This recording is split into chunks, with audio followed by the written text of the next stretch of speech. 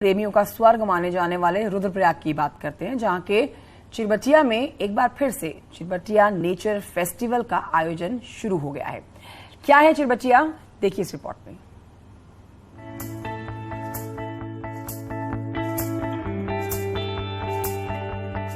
दुर्लभ पक्षी माने जाने वाली चीर फिजेंट के साथ कई सुंदर पक्षियों की वजह से बर्ड वॉचर के लिए चिरबटिया आकर्षण का केंद्र बन रहा है। इसके साथ ही यहाँ eco tourism, Himalayan view, trekking और जंगल कैंपिंग की भी अपार संभावनाएं हैं। यही कारण है कि इस बार विभाग द्वारा आयोजित चिरबटिया नेचर फेस्टिवल में 100 से ज्यादा बर्ड वॉचर पहुंच चुके हैं और यहाँ के नेचर को देख गदगद दिखाई दे रहे हैं। यहाँ की जो नेचर है और हैबिटेट है बहुत पक्षियों के अनुसार बहुत वातावरण बहुत अनुकूल है और इस जगह का नाम चिरबटिया है, वो भी एक पक्षी कारण है चीर फिजेंट, जो एक दुर्लभ और आईसीएन की रेड लिस्ट में है और वो यहाँ पे अच्छी मात्रा में है। सर ने बताया कि थोड़ा सा ऑफ रोड हो जाता है, थोड़ा सा कनेक्टिविटी के लिए थोड़ा सा अलग है, लेकिन अगर किसी का डिमांड है उस चीज को देखने के लिए तो उसके लिए उसको स्पेशली यहाँ पर आना पड़ेगा। वन विभाग चिरबटिया को इको टूरिज्म का हब बनाने के लिए वर्षों से काम कर रहा है। विभाग हर साल चिरबटिया में नेचर और बर्ड फेस्टिवल का आयोजन करता है। वहीं यहाँ आने वाले बर्ड वॉचर मानते हैं कि अगर कनेक्टिविटी के संसाधन मजबूत किए जाए तो चिरबटिया में इको टूरिज्म की अपार संभावनाएं हैं। ट्रैक बहुत अच्छा है, एटमॉस्फेयर बहुत अच्छा है यहाँ का।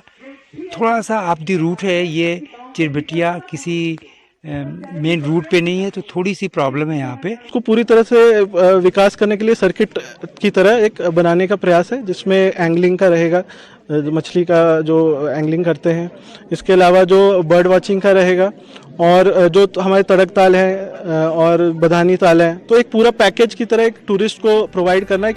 चिरबटिया चारधाम यात्रा मार्ग से भी जुड़ा हुआ है। ऐसे में यहाँ से गुजरने वाले यात्रियों को भी यहाँ के मनमोहक नजारे देखने को मिल सकते हैं।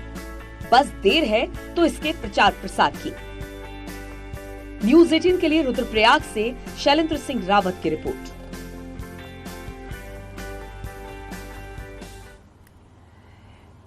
ऋषिकेश इंटरनेशनल योग फेस्टिवल में कल शाम की आरती बेहद खास रही। यहाँ पर इजराइल और यमन से आए हुए संगीत कलाकारों ने गंगा आरती को अपने सुर दिए, अपनी भाषा में अलग समा बांध दिया। हिब्रू संगीत से गंगा किनारे आरती जो की गई है उसमें लोग मंत्रमुग्ध नजर आए। योग साधक पूरी तरह से इन गीतों का आनंद लेते हुए नजर आए।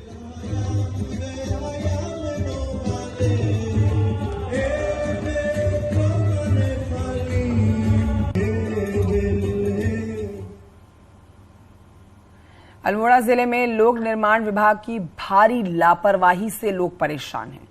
विभाग 7 सालों में एक गांव में सिर्फ 3 किलोमीटर ही सड़क का निर्माण कर पाया, जिसके बाद लोगों में आक्रोश है।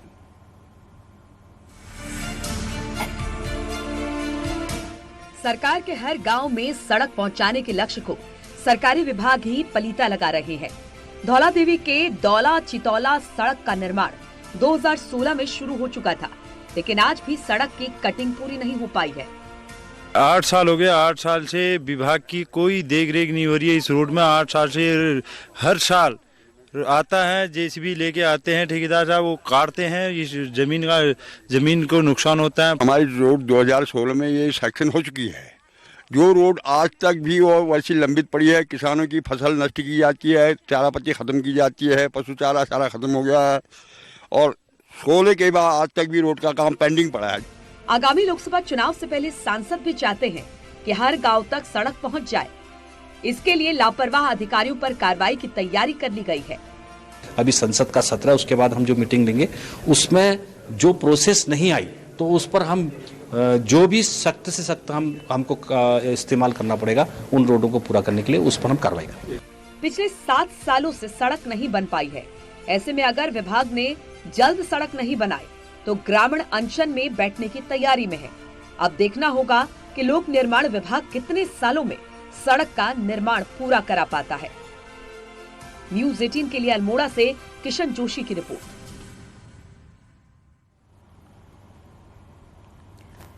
उत्तराखंड में मौसम में आए बदलाव ने लोगों की सेहत पर खासा असर डाला है। सरकारी अस्पतालों की हालत अब ये है कि वायरल के मरीजों की संख्या बढ़ती जा रही है। 40% तक बढ़ोतरी दर्ज की गई है मरीजों की संख्या में। होली के बाद देहरादून समेत उत्तराखंड के तमाम हिस्सों में वायरल फ्लू का प्रकोप दिख रहा है। अस्पतालों में मरीजों की भीड़ बढ़ रही है और शिकायत सबकी एक ही है, सर्दी, जुकाम, खांसी और लूज मोशन के साथ बुखार। डॉक्टर्स का मानना है कि ये अचानक हो रहे मौसम में बदलाव की वजह से है। पिछले एक हफ्ते में ऐसे मरीजों की संख्या 40% बढ़ गई है, जबकि मौसम विभाग का कहना है कि मार्च में रिकॉर्ड गर्मी हो रही है और अगले हफ्ते में भी गर्मी बढ़ने के ही आसार है। ये वाटरबॉर्न डिजीज होते हैं, गैस्ट्रोएंटाइटिस के केस बढ़ रहे हैं और क्लाइमेट चेंज हो रहा है। दिन में काफ़ी गर्मी हो जाती है, सुबह शाम वही कूलिंग एजेंट की वजह से और ज़्यादा गर्मी हो रही है। हाँ, अभी तक तो देखिए जो सिचुएशन यही है कि बारिश कम है और आगे भी जो 8 से 10 दिन है उसमें कोई संभावना ज़्यादा कुछ भी नहीं दिख रही है। तो बिल्कुल इस दौरान तो तापमान बढ़ेंगे। जहाँ तक क्लाइमेट चेंज या इस तरह की जो चीज़ों का है, तो ये तो जो पेपर्स हैं या इसमें रिसर्च है तो ये दिखाता है कि जो विंटर रेन्स है या स्नोफॉल है उसमें कमी तो है ही है। मौसम का बदलाव लोगों की सेहत पर भारी असर डाल रहा है। ऐसे में डॉक्टर्स ताजे फल और सब्जियों को खाने के साथ ही भरपूर मात्रा में पानी पीने की भी सलाह दे रहे हैं। न्यूज़ 18 के लिए देहरादून से भारती सकलानी की रिपोर्ट। केदारनाथ धाम में एक तरफ जहां बर्फ हटाने का काम तेजी से चल रहा है, तो वहीं अब यहां घोड़े खच्चरों से सामान ढुलाई का काम शुरू हो गया है। फिलहाल केदारनाथ धाम में अभी पूरी तरह से बर्फ साफ नहीं हो पाई है, अभी इसमें काफी समय लगेगा। बर्फ साफ होने के बाद ही बिजली, पानी, टेलीफोन समेत सभी व्यवस्थाएं जुटाई जाएंगी, लेकिन घोड़े खच्चरों से सामान ढुलाई का काम शुरू हो चुका है।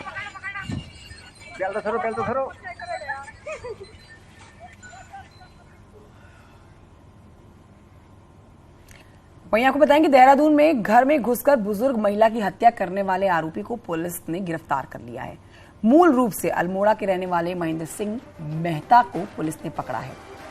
वर्तमान में आरोपी डेरा खास से ये आता है और लूट के इरादे से घर में घुसता है। पुलिस के मुताबिक लूट के ही मकसद से इसने बुजुर्ग महिला कमलेश की हत्या की। पुलिस ने मर्डर का हथियार चाकू जो था वो बरामद कर लिया है।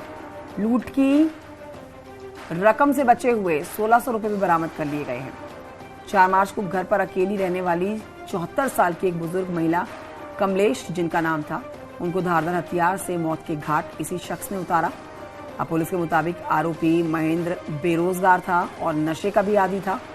लूट के दौरान महिला चिल्लाई तो आरोपी ने हत्या कर दी। करीब 5000 रुपए घर से ये लूटकर फरार हो गया था, जिसमें से महज 1600 रुपए बचे हैं, पुलिस ने बरामद किए हैं।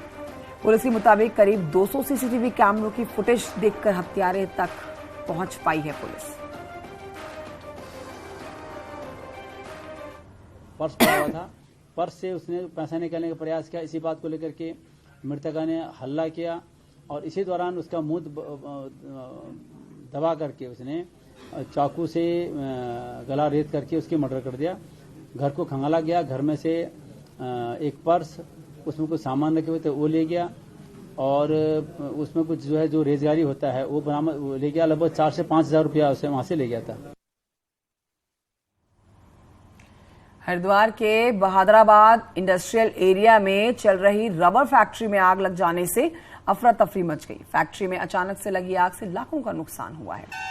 आग इतनी भयावह थी, इतनी भीषण थी कि आग की लपटें, इसका धुआं दूर से ही नजर आ रहा था। आग लगने के कारण फिलहाल शॉर्ट सर्किट बताए जा रहे हैं। हादसे की सूचना पाकर फायर ब्रिगेड की 3 गाड़ियां मौके पर पहुंची और करीब 2 घंटे की मशक्कत के बाद आग बुझ पाई। आग लगने से कोई जनहानि नहीं हुई है। हैप्पी रबर इंडस्ट्री नाम के फैक्ट्री बिना फायर एनओसी के चल रही थी। बताया जा रहा है कि क्षेत्र में कई और फैक्ट्रियां भी नियमों को ताक पर रखकर चलाई जा रही हैं। ऐसे में फायर ब्रिगेड डिपार्टमेंट की लापरवाही लोगों की जान पर भारी पड़ रही है।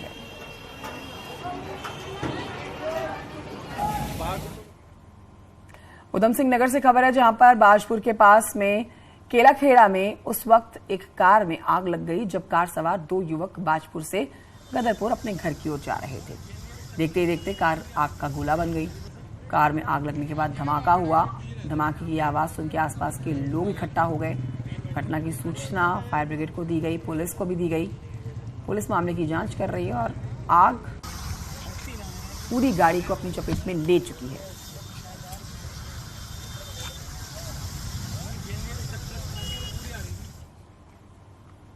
एक छोटे से ब्रेक के लिए यहाँ रुकना होगा, जल्द लौटेंगे।